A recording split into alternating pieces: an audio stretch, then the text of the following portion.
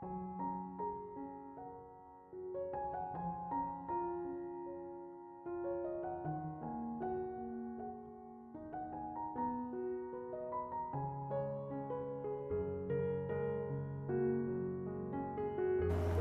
Ibu, saudara-saudari, adik-adikku yang terkasih, apa kabar hari ini? Senang masih bisa berjumpa dengan Anda semua. Doaku selalu menyertai Anda. Kembali hari ini saya mengajak Anda untuk mendengarkan firman Tuhan. Mari kita siapkan hati kita. Tuhan bersamamu dan bersama rohmu. Inilah Injil Yesus Kristus menurut Santo Matius. Dimuliakanlah Tuhan. Dalam khotbah di bukit, Yesus berkata, "Janganlah kamu memberikan barang yang kudus kepada anjing, dan janganlah kamu melemparkan mutiara kepada babi, supaya jangan diinjak-injak dengan kakinya, lalu babi itu berbalik mengoyakkan kamu. Segala sesuatu yang kamu kehendaki diperbuat orang kepadamu, perbuatlah demikian juga kepada mereka." Itulah isi seluruh hukum Taurat dan kitab para nabi. Masuklah melalui pintu yang sempit itu, karena lebarlah pintu dan luaslah jalan menuju kebinasaan, dan banyak orang telah masuk melalui pintu dan jalan itu. Tetapi sempitlah pintu, dan sesaklah jalan yang menuju kehidupan, dan sedikitlah orang yang menemukannya. Demikianlah sabda Tuhan. Bapak, Ibu, saudara-saudari, adik-adikku yang terkasih, dalam bacaan Injil pada hari ini kita mendengar Yesus berkata, "Segala sesuatu yang kamu kehendaki diperbuat orang kepadamu, perbuatlah demikian juga kepada mereka." Anda ingin dihargai? Hargailah orang lain. Hargai istrimu, hargai suamimu, sayangi keluargamu, maka mereka akan kembali menyayangi dirimu. Semua perbuatan-perbuatan baik yang Anda lakukan akan kembali menjadi berkat bagi dirimu. Hidup ini tidak sekedar menuntut orang lain untuk bisa memahami perasaan kita, tanpa kita memahami perasaan mereka. Tapi Yesus mengajarkan kepada kita hari ini, kalau Anda menuntut, harus siap dituntut. Kalau Anda menginginkan orang lain berbuat baik kepada Anda, buatlah baik kepada mereka. Berkata-kata sopan terhadap mereka, maka mereka juga akan berlaku demikian terhadap Anda. Bapak, Ibu, saudara-saudariku, kadang dalam hidup zaman sekarang ini, orang hanya mau dia dihargai, dia menuntut orang lain untuk memahaminya, tapi dia jarang memahami perasaan orang lain.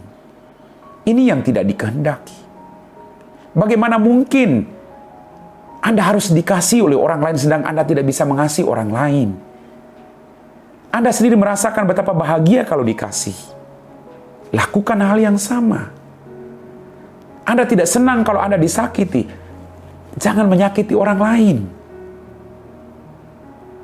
Bapak, Ibu, saudara-saudariku yang terkasih, Yesus juga mengajarkan kepada kita, masuklah, berjuanglah masuk melalui pintu yang sempit, karena lebarlah jalan menuju kepada kebinasaan. Zaman now, zaman sekarang, orang lebih senang masuk melalui pintu yang lebar, mencari kenikmatan-kenikmatan duniawi. Itulah jalan yang lebar. Anda hanya bisa menikmati kenikmatan itu sementara. Tapi kemudian ketika Anda mati, Anda akan menderita. Maka Yesus mengajarkan kepada kita, untuk bisa masuk ke dalam kerajaan Allah, kita harus berjuang. Kita harus terus berjuang. Tidak bisa santai-santai. Dan masuk ke dalam kerajaan surga itu begitu sempit. Lebih mudah seekor unta masuk melalui lubang jarum daripada seorang anak manusia masuk dalam kerajaan surga. Butuh perjuangan, butuh pengorbanan, butuh kesabaran. Ini kualitas yang harus kita miliki. Kalau tidak, kita hanya mencari kesenangan sesaat. Mari Bapak, Ibu, kita masih diberi kesempatan oleh Tuhan. Kita gunakan kesempatan ini secara baik. Ada banyak pintu yang menawarkan kita untuk masuk.